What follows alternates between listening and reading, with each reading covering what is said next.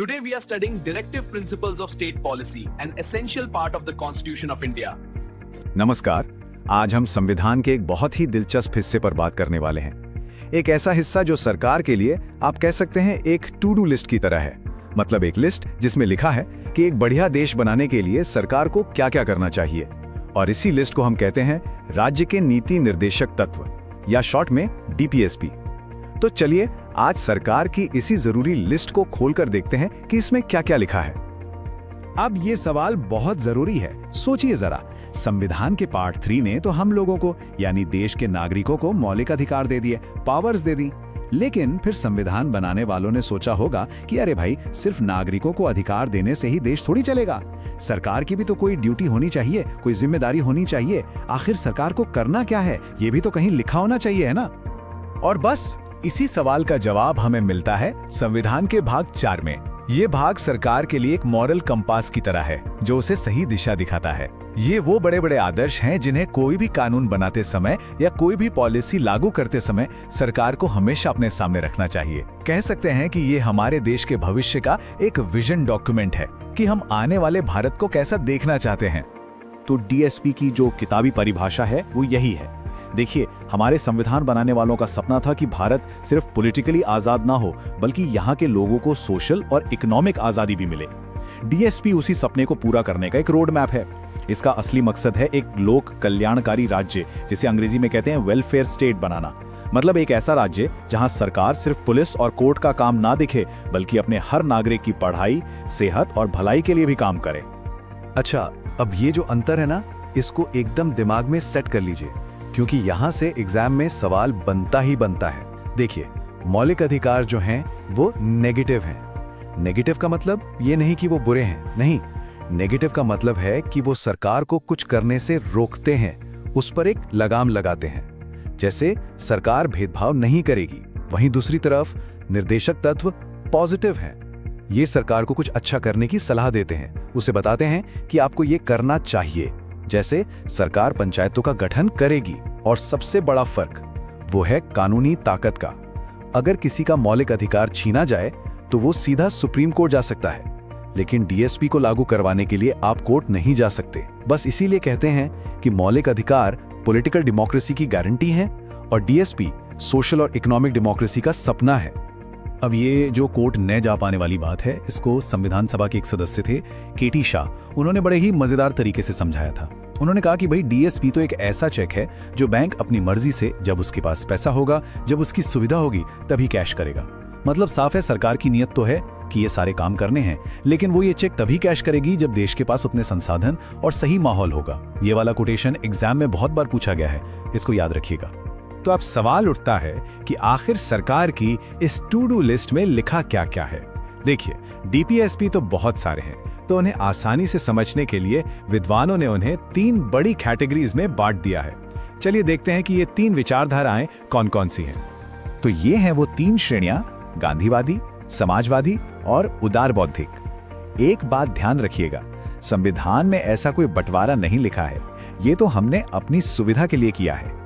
जब हम इन आर्टिकल्स को पढ़ते हैं तो हमें इन 3 तरह की सोच की झलक साफ साफ दिखती है।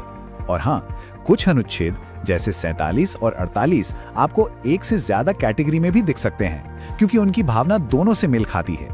सबसे पहले बात करते हैं गांधीवादी सिद्धांतों की। ये वो विचार हैं जो महात्मा गांधी के सपनों के भारत को दिखाते हैं, जैसे गांव को ताकत देने के लिए ग्राम स्वराज यानी पंचायतों की बात, छोटे छोटे कुटीर उद्योगों को, सहकारी समितियों को बढ़ावा देने की बात और शराबबंदी जैसे सामाजिक सुधार की बात। ये सिद्धांत सीधे सीधे भारत की मिट्टी और उसकी जड़ों से जुड़े हुए हैं। इसके बाद आते हैं समाजवादी सिद्धांत। इनका सीधा सा मकसद है समाज में अमीर और गरीब के बीच जो गहरी खाई है उसे कम करना।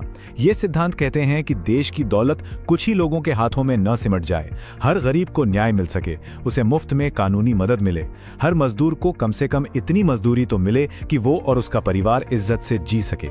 ये एक बराबरी वाले समाज की नींव तैयार करते हैं। और तीसरी कैटेगरी है उदार बौद्धिक सिद्धांतों की।